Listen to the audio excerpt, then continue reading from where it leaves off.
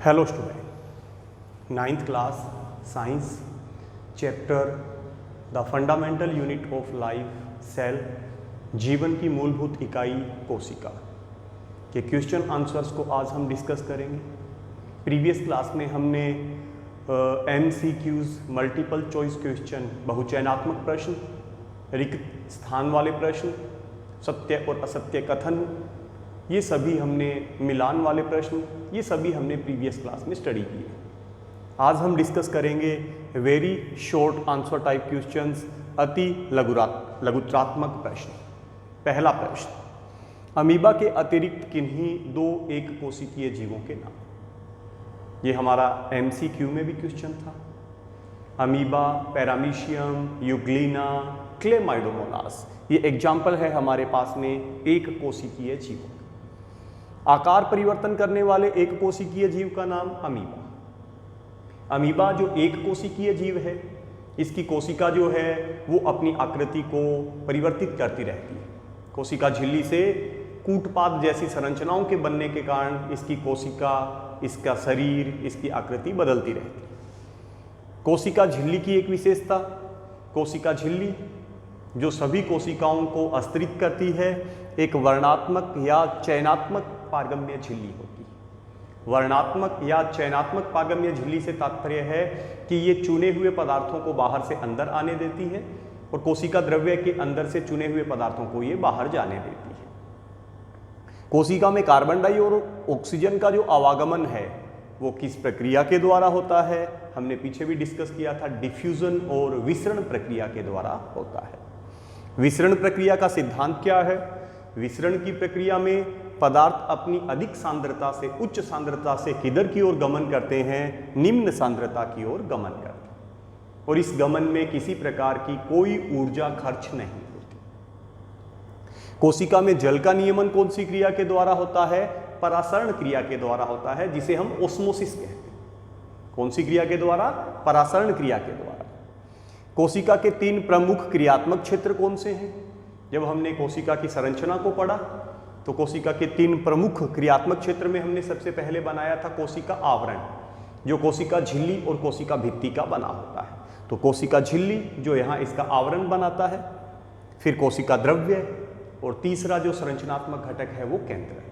तो कोशिका झिल्ली जो कोशिका का आवरण बनाएगा, कोशिका द्रव्य और केंद्रक। पौधों की मूल द्वारा जल का अवशोषण किस सिद्धांत से, किस प्रक्रिया से होता है? परासरण की प्रक्रिया से होता है। पादप कोशिकाएं परिवर्तनशील माध्यम को जंतु कोशिकाओं की तुलना में आसानी से किसकी उपस्थिति के कारण सह लेती?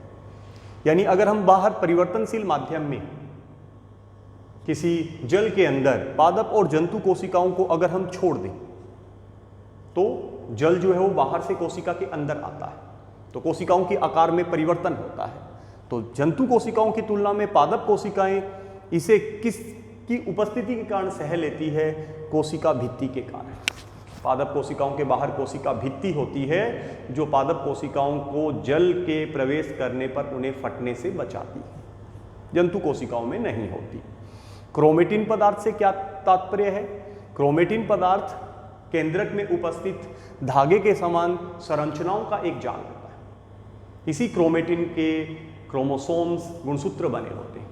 ये क्रोमेटिन DNA और प्रोटीन का बना होता है। तो DNA और प्रोटीन का बना हुआ एक धागे के समान संरचना है क्रोमेटिन नेटवर्क, जो क्रोमेटिन पदार्थ का बना है, जो DNA और प्रोटीन का बना होता है। प्लेस्टिड यानी लवक कितने प्रकार के हैं? तो 2 की बजाय हमारा आंसर होगा 3 प्रकार के। क्रोमोप्लास्ट यानी वर्णी लवक, ल्यूकोप्लास्ट यानी अवर्णी लवक, और तीसरा लवक जिसे हम जानते हैं क्लोरोप्लास्ट, हरित लवक, हरे रंग का लवक। क्लोरोप्लास्ट क्या है? तो वह प्लेस्टिड, वह लवक जिसमें हरे रंग का वर्णक क्लोरोफिल है, पर्णहरित है, जो पौधों की पत्तियों में प्रकाश संश्लेषण का कार्य करता है, उस लवक को, प्लास्टिड को हम क्लोरोप्लास्ट कहते हैं। ल्यूकोप्लास्ट क्या है? ल्यूकोप्लास्ट भी एक वर्णक है। वर्णक यानी प्लेस्टिड 3 प्रकार के, लवक प्लेस्टिड 3 प्रकार के हैं। एक क्लोरोप्लास्ट हो गया, एक क्रोमोप्लास्ट है, एक ल्यूकोप्लास्ट। तो ल्यूकोप्लास्ट भी एक लवक है, एक प्लेस्टिड है। जिसमें किसी भी रंग का वर्णक नहीं होता, इसीलिए हम इसे हिंदी में अवर्णी लवक कहते हैं, बिना वर्णक वाला लवक। कार्य क्या है? ये भोजन को संचित करता है। सूखी किशमिश को अगर हम जल में छोड़ दें तो आप सभी ने ये ऑब्जर्व किया है कि वो जल के प्रवेश करने के कारण फूल जाती है। तो जल किस प्रकार के विलयन को कहें? ऐसा विलयन, सरल शब्दों में आप समझ लें, ऐसा कोई सॉल्यूशन, ऐसा कोई विलयन जिसमें जल की मात्रा ज्यादा है, वो अल्प पराशरी विलयन, और जिसमें जल की मात्रा कम है वो अति पराशरी विलयन है।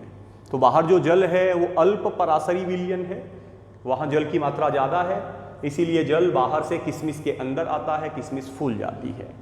एक कवच रहित अंडे को अगर नमक के सांद्र विलयन में, गाढ़े घोल में अगर रखें तो क्या होगा?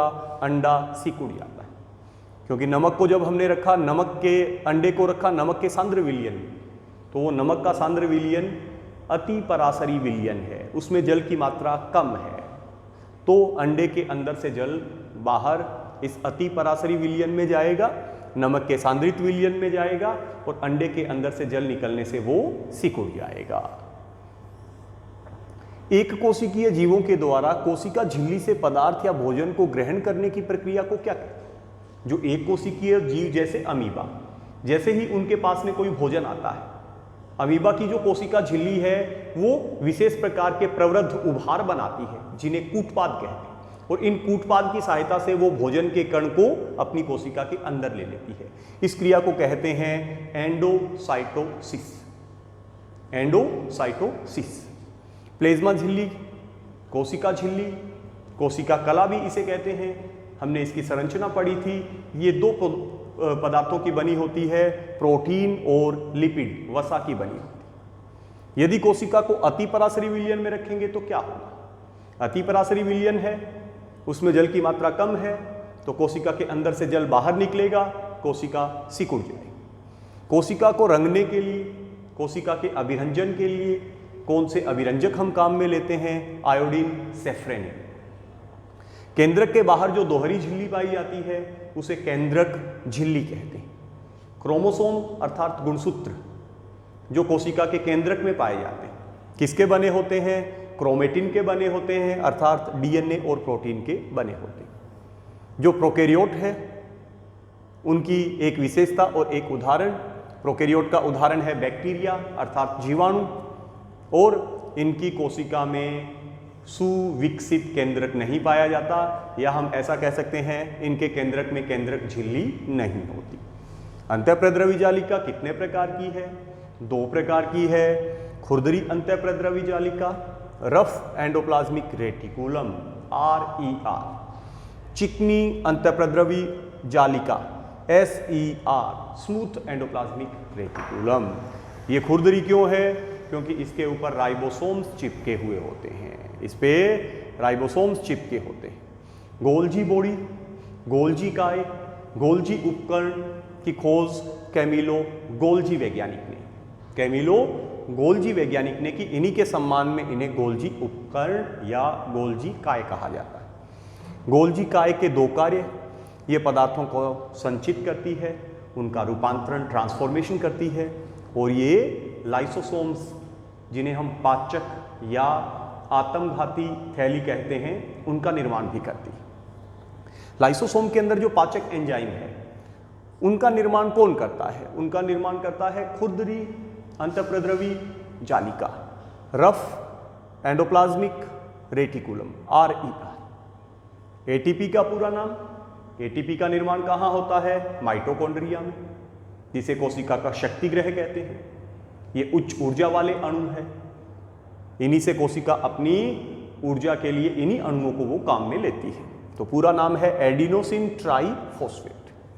2 ऐसे कोशिकांग जिनमें स्वयं का डीएनए होता है, ऐसे क्वेश्चन को ऐसे भी पूछ सकते हैं जिनमें खुद का राइबोसोम होता है, तो वो कौन से हैं? आपको 2 कोशिकांग याद रखने हैं, माइटोकॉन्ड्रिया और प्लेस्टिड यानी लवक, आप इसमें हरित लवक भी लिख सकते हैं। जीवद्रव्य किसे कहते हैं? कोशिका आवरण अर्थात कोशिका झिल्ली के अंदर का सारा जो पदार्थ है उसे हम जीवद्रव्य कहते हैं, जिसके 2 भाग है, कोशिका द्रव्य और केंद्रक। यानी किसी भी कोशिका का जो कोशिका आवरण है उससे घिरा हुआ समस्त जो पदार्थ है वो जीव द्रव्य है, प्रोटोप्लाज्म है। बहुकोशिकीय जीव किसे कहते हैं? हमने कोशिकाओं की संख्या के आधार पर जीवों को 2 प्रकारों में बांटा था। एक कोशिकीय, ऐसे जीव जिनका शरीर एक कोशिका का बना है। एक कोशिकीय, हमने पीछे उदाहरण भी देखे थे, अमीबा, पैरामीशियम, यूग्लिना, क्लेमाइडोमोनास। ऐसे जीव जिनका शरीर 2 या अधिक कोशिकाओं का बना है उन्हें बहुकोशिकीय जीव, मल्टी सेलुलर ऑर्गेनिज्म कहते हैं। जितने भी पेड़ पौधे हैं, जंतु आप देख पाते हैं नग्न आंखों से, मानव है, ये सभी बहुकोशिकीय जीव है। कोशिका विभाजन किसे कहते हैं? कोशिका, नई कोशिका के जो बनने की प्रक्रिया है उसे कोशिका विभाजन कहते हैं, सेल डिवीजन कहते हैं। अर्थात कोई भी कोशिका जब विभाजित होती है तो वो नई कोशिकाओं को बनाती है।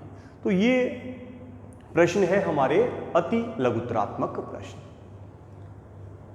नेक्स्ट क्लास में हम स्टडी करेंगे लघुत्रात्मक प्रश्न, शॉर्ट आंसर टाइप क्वेश्चंस।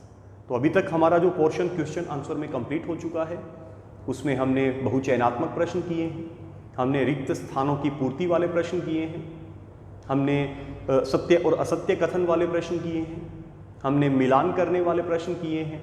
आज की क्लास में हमने very short answer type questions, अति लघुत्रात्मक प्रश्न किए हैं। तो नेक्स्ट क्लास में हम लघुत्रात्मक प्रश्न, शॉर्ट आंसर टाइप क्वेश्चंस को डिस्कस करेंगे।